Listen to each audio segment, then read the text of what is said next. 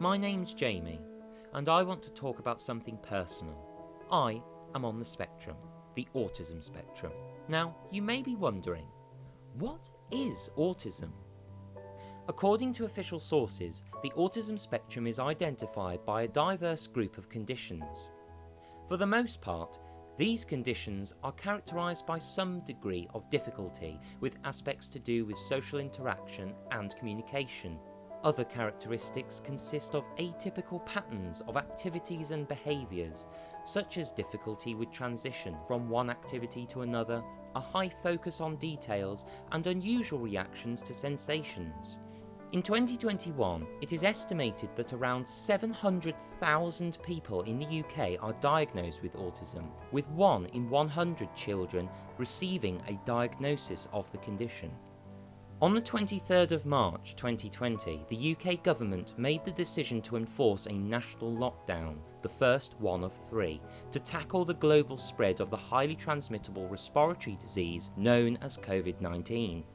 This change hugely affected millions of people's lives.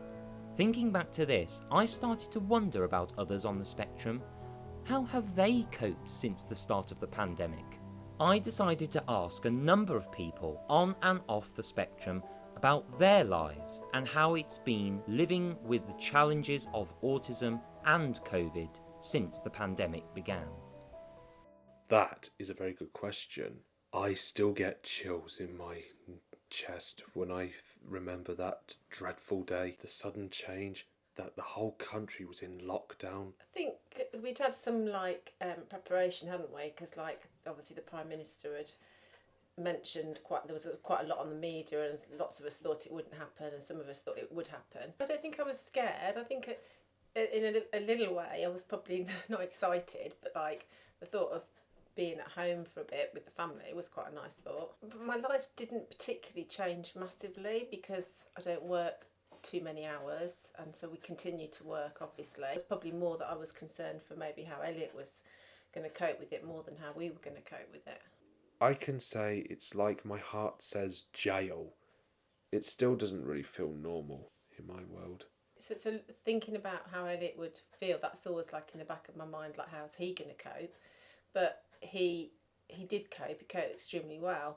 I mean, he might tell you differently. Fortunately, I've developed the skills for myself to actually understand that things that are out of your control, and I can cope with them because I know they're out of my control and I can't do anything about it. Elliot would have a discussion with me, but if the answer isn't what he wants to hear, he's not very happy with that answer, obviously. And I dread it'll be a matter of time before my mind will break, and then I'll end up doing something I may regret for the rest of my life, or worse. He's sort of, at the moment, I feel like he's perhaps coming to the end of his tether.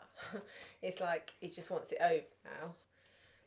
But it is just learning to accept things, and he finds that really, really difficult to accept it. And Elliot does come to me and talk. I can normally tell when there's something wrong. Quite often he'll say he doesn't want to talk about it, but then when he does afterwards, he always says, I feel better now I've talked about it. It's just getting him to being firm with him sometimes and just making him do what he doesn't want to do.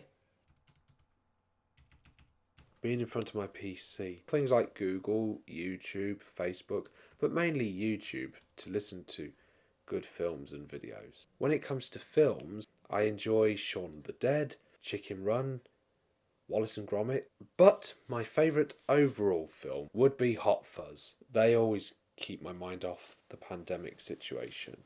And go for quiet walks around my neighbourhood estate with George. That always empties my mind.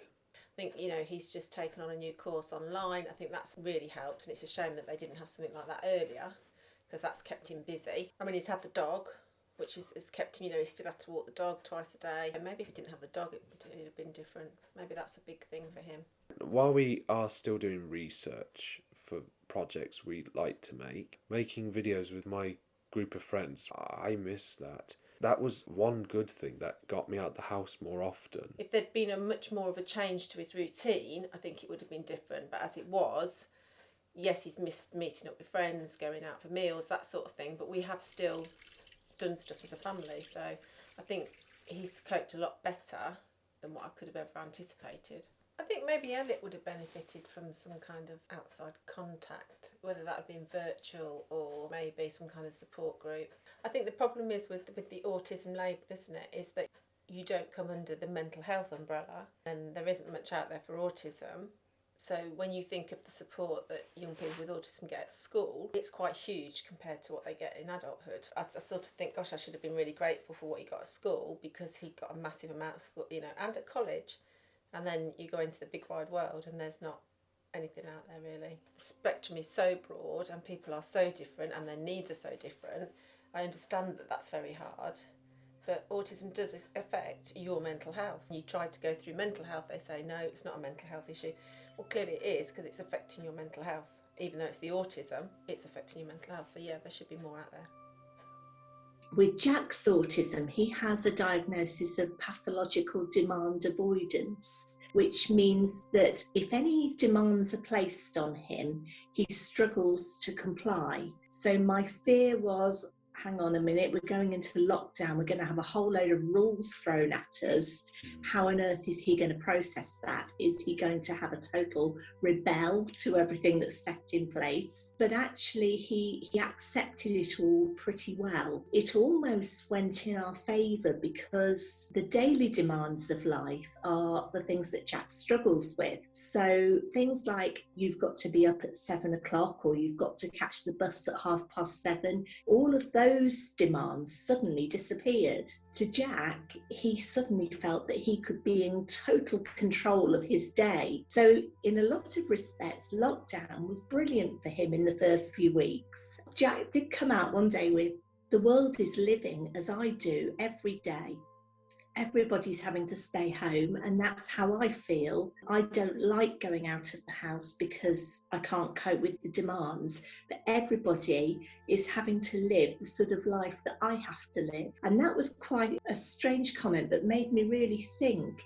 And actually, as parents, we found that life for us was a little bit easier, because this sounds terrible, but we can't go on holiday because of Jack. We can't go out for a meal because of Jack.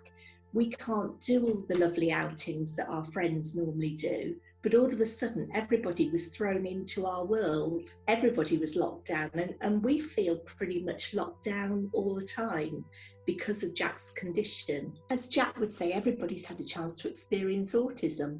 And I've said that to a few friends, and it has made people stop and think, you know, actually that feeling of I can't do things, I can't just go out when I want. That's what it's like for Julie and Neil and their family all the time. So that was our experience. For me, because of my various conditions, I was also in the shielding category. Clinically extremely vulnerable. Work-wise, I actually found working from home actually better. I was working 2 days from home prior to the pandemic in the first place. Of course, you don't have the sort of face-to-face contact with people, but from the autism and neurodiversity side of things, you also don't get the interruptions or background noise that you would in the office environment. So I can concentrate easier. I would say something that I haven't been able to do for the last year, and that is swimming. It's a good way of relaxing, but obviously with all the pandemic, etc., I haven't been able to do that for the last year. I think the support would have been needed before actual lockdown itself, and I think it would have been around coping mechanisms.